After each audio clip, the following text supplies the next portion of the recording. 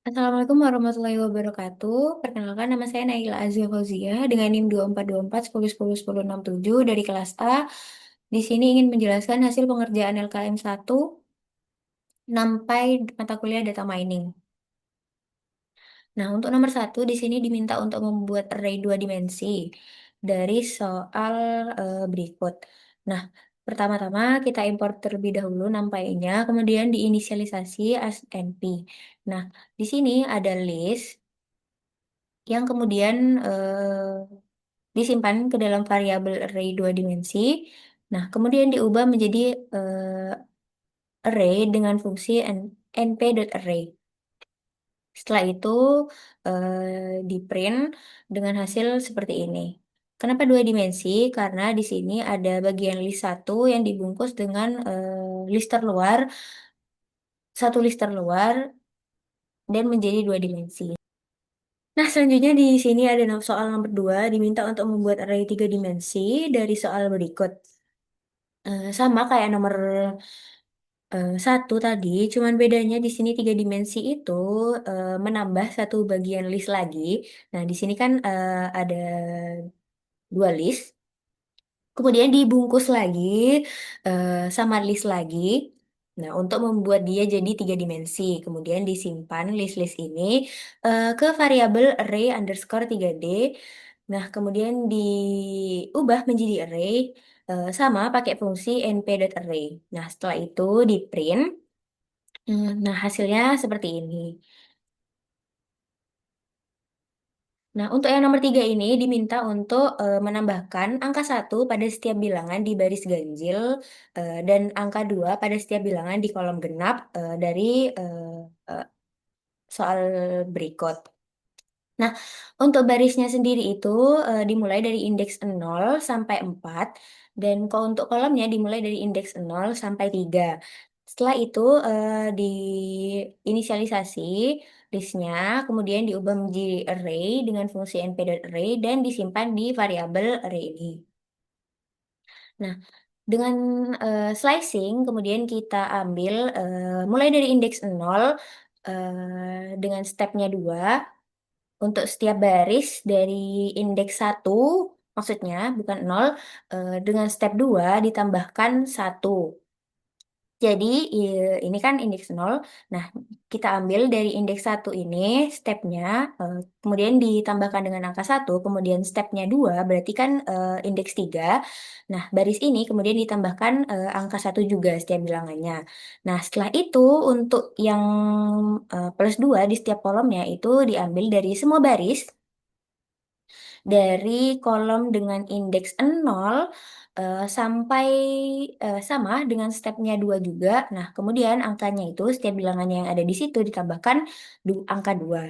Nah, di sini ya dari semua baris kemudian untuk kolom 0 dan untuk kolom 2 itu kita tambahkan angka 2. Nah, setelah itu kita print array-nya. Nah, seperti ini hasilnya. Nah, untuk nomor 4 itu diminta untuk membalik sumbu Z dari array tiga dimensi dari soal berikut. Nah, sama kita inisialisasi dulu eh, apa namanya array tiga dimensinya. Nah, kenapa di sini array 3D2? Karena kan yang di atas udah karena udah di run, jadi di Google Colab itu kan tetap kesimpan walaupun kalau variabelnya namanya sama.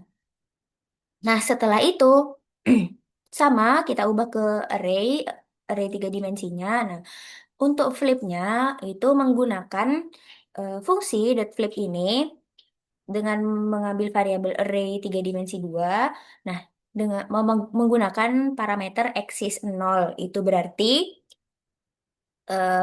yang dibalik itu urutan layernya seperti itu. Nah, setelah itu disimpan ke dalam variabel z underscore flip. Setelah itu kita print dan hasilnya seperti ini. Yang awalnya ini di atas, kemudian ada di bawah. Nah, awalnya ini kan ada di bawah, sekarang ada di atas, kayak gitu. Untuk nomor 5 ini diminta untuk mengubah soal yang ada di nomor 4 itu jadi array dua dimensi dengan ukuran 6 kali 6 menggunakan reshape. Nah, kita tinggal panggil aja array dua tiga dimensinya, kemudian di reshape dengan fungsi dot reshape eh, dengan parameter ukuran 6 baris dan 6 kolom, kemudian disimpan di variabel array underscore reshape. Nah, setelah itu di print dengan hasilnya seperti ini. Kayak gitu. Di sini ada 6 baris, 1, 2, 3, 4, 5, 6. Kemudian kolomnya ada 6 juga.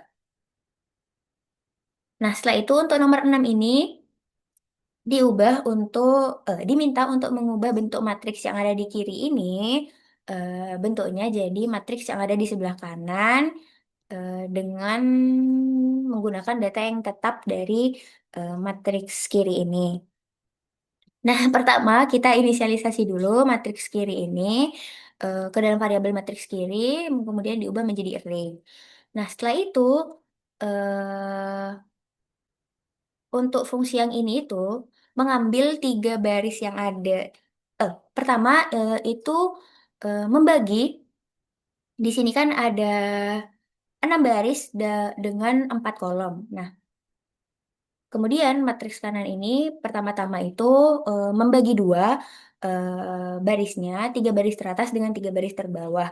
Nah, di sini untuk 3 baris yang ada di bawah dari indeks ke 3 itu dibagi menjadi dua lagi, yaitu dua kolom yang ada di kanan dengan dua kolom yang ada di kiri. Kemudian kolomnya ditukar menggunakan parameter axis 1 ini. Nah, setelah itu untuk yang ini itu mengambil 3 baris teratas setelah indeks 3 sama, kemudian kolomnya dibagi dua, dua kolom di kanan dengan dua kolom di kiri, kemudian ditukar kolomnya menggunakan parameter axis 1 ini. Nah, setelah itu, setelah 3 baris atas dengan 3 baris bawah itu kolomnya ditukar, kemudian digabungkan dengan parameter axis 0 ini. Nah, setelah itu di print hasilnya menjadi seperti ini. Nah, sebenarnya itu tuh cukup gampang ya. Jadi sebenarnya itu yang awalnya jadi dari kiri atas sekarang jadi kanan bawah. Nah, yang di kanan atas itu sekarang jadi kiri bawah. Yang kiri bawah itu jadi kanan atas, yang kiri atas jadi yang kiri atas jadi kanan bawah, yang kanan atas jadi kiri bawah. Yang kiri bawah jadi kanan atas, yang kanan bawah jadi kiri atas. Nah, kayak gitu. Nah, untuk kesimpulannya sendiri, dari hasil pengerjaan LKM ini dapat disimpulkan bahwa NumPy sangat membantu dalam mengolah data numerik. Dengan menggunakan NumPy, proses pengolahan data menjadi lebih mudah karena dapat membuat array dalam berbagai dimensi, memanipulasi data menggunakan indexing dan slicing, mengubah bentuk array menggunakan reshape, membalik data menggunakan flip, serta mengubah bentuk data yang lebih kompleks dengan cara yang sederhana. Dengan menggunakan NumPy, pengolahan data menjadi lebih sederhana, cepat, efisien, dan lebih terstruktur. Sekian penjelasan dari saya, kurang lebihnya mohon maaf. Wassalamualaikum warahmatullahi wabarakatuh.